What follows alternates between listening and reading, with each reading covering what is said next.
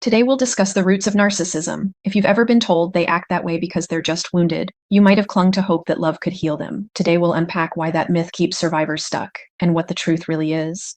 Do you find yourself questioning if your relationship is abusive? Take our Is My Relationship Abusive quiz and take the first step toward understanding your situation. Picture this. In one home, a child learns to read the room like a survival skill, performing to keep affection. In another, a child never hears the word no, praised for everything they do.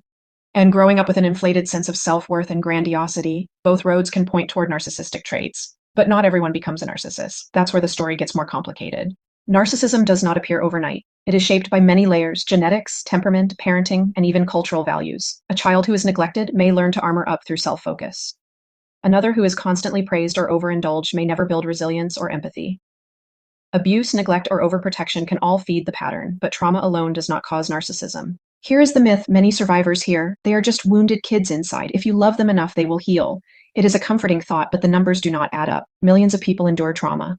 Only a fraction develop narcissistic personality disorder. The difference lies in hardwired factors, traits that run in families, biological sensitivities, and even neurological patterns. Research shows entitlement, grandiosity, and lack of empathy can show up as early as preschool.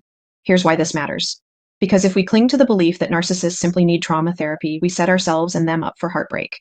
Narcissism is not just about buried hurt. It is a rigid personality style built on missing relational capacities like empathy and secure connection. That is why so many partners stay stuck. They may think, if I just show enough compassion, they will finally soften. But compassion alone cannot create what is not there. And if you have been in that place, waiting, hoping, explaining you are not to blame, you were told a story that made sense at the time, that love heals all wounds. But narcissism is not simply a wound. It is a way of relating to the world that resists the very vulnerability true healing requires. The truth is, understanding narcissism in this fuller light frees you. It helps you stop blaming yourself for their lack of change, stop waiting for a breakthrough that may never come, and instead focus on your own clarity, safety, and healing. Once you understand narcissism for what it is, you no longer waste your life trying to fix the unfixable. That's where your freedom begins. Thank you for watching. Download our free resources, which will help you understand the patterns of abuse, spot the warning signs, and take your first steps toward reclaiming your strength and autonomy. Please raise awareness by sharing with others.